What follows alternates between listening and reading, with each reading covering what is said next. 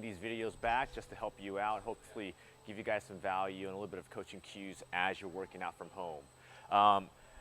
We're going to start off with our mobility portion. The LXB stands for lacrosse ball hamstring smash. Whether you have a box or a bench or a seat, a harder surface works out best. Grab either a lacrosse ball, or if you don't have one, a foam roller works just as well. Going to roll out your hamstrings from the knees up towards the glutes and hips.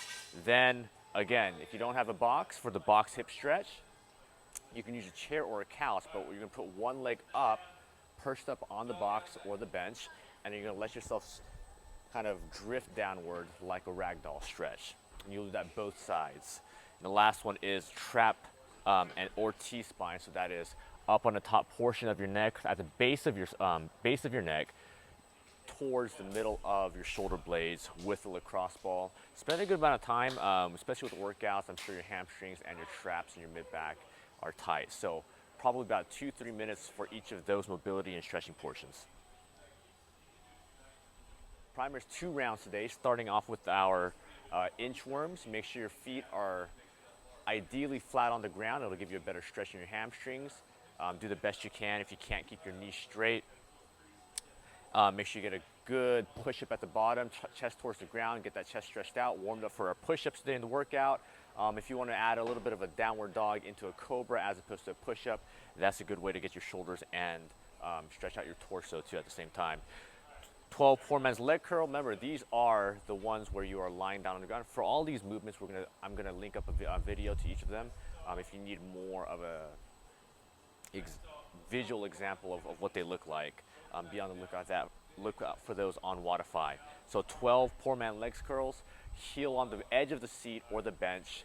You're gonna drive your hips up into the air, pause for a second at the top, try to feel it in the hamstring. And the last one is split squat jumps, 5 on each side. So your back leg's gonna be elevated on the bench, drop that back knee down, and then try to jump up explosively out of the bottom of that lunge, 5 per side. Remember, you're doing 5 per side, you're not alternating or anything like that. Just keep that back leg up, drop that knee down, jump up, majority of the weight on that front leg.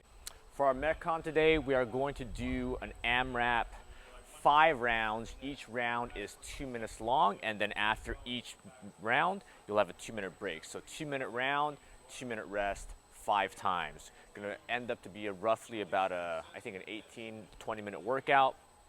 Starting off with our clean and jerk with the barbell, 135/95 for ladies. If you don't have a barbell, you can do these with a dumbbell too, 50 pounds, right? And 35 for the ladies, 2 dumbbells. As best as possible, of course, try to tap the ground with the dumbbells. Make sure your back doesn't round too much as you're doing so.